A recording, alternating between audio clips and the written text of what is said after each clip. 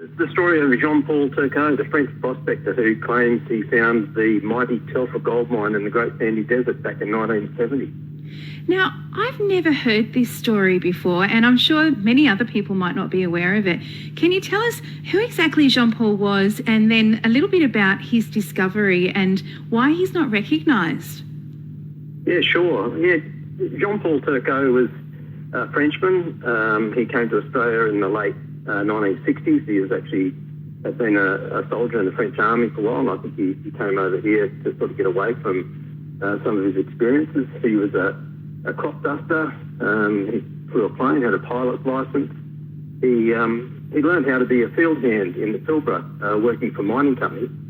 And he bought himself an old Land Rover, and in 1970 he decided to go out into the Great Sandy Desert, the Patterson Range area, and go prospecting because he thought that was an area that hadn't really been explored. And yeah, when he got out there, he was pretty well amazed at what he discovered.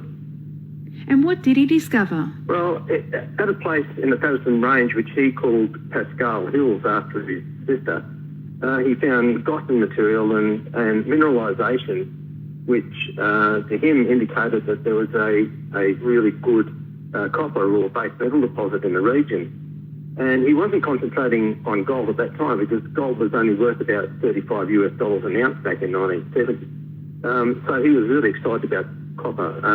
The base metals was really, really important at that stage. As you said before, that area now is the Telfer mine, which is worth, billions of dollars. He was never recognised for his role in discovering that deposit. No, look, after his trip to the desert, he came out of the desert, went to Marble Bar, and he didn't have enough money or enough finance to get back out there to peg leases, mineral claims or gold mining leases or whatever. So he actually trusted too many people. He told too many people about what he had discovered, and the first company that he spoke to was Newmont. And he told Newmont about what he discovered, and they said, "Oh, no, we're not interested."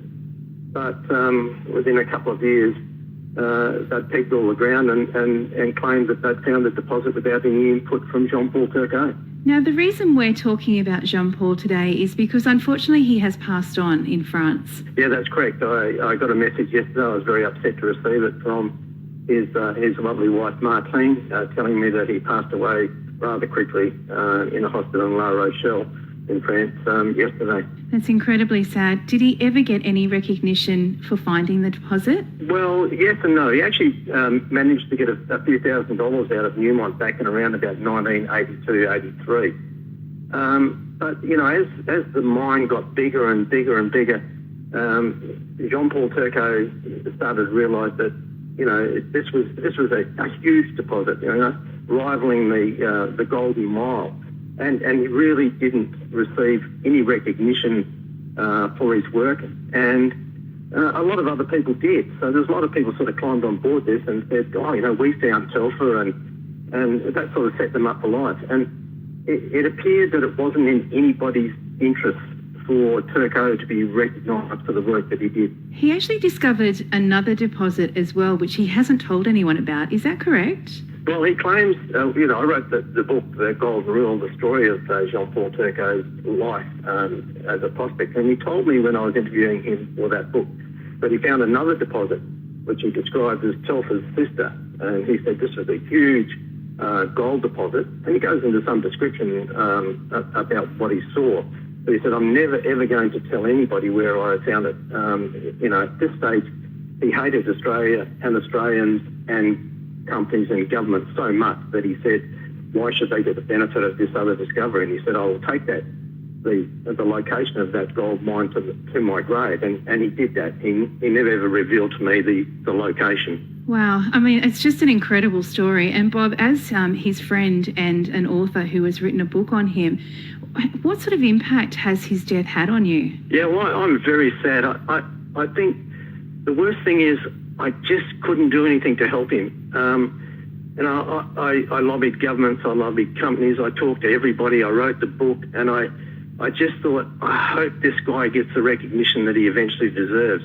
And he never got it. And he wouldn't take second best. He wanted it all. He wanted people to say, "Okay, we agree now that you found the Telfer gold mine." But there was no interest in doing that. And I think people were too scared to give him any credit for it because it might sort of lead to some sort of compensation payment. And I think it's really sad the way he's been treated. Oh, I think it's an incredibly sad story, and I thank you for talking to me this morning about this incredible experience of Jean Paul, and our condolences to you and to his family. Yeah, thank you very much, Kelly.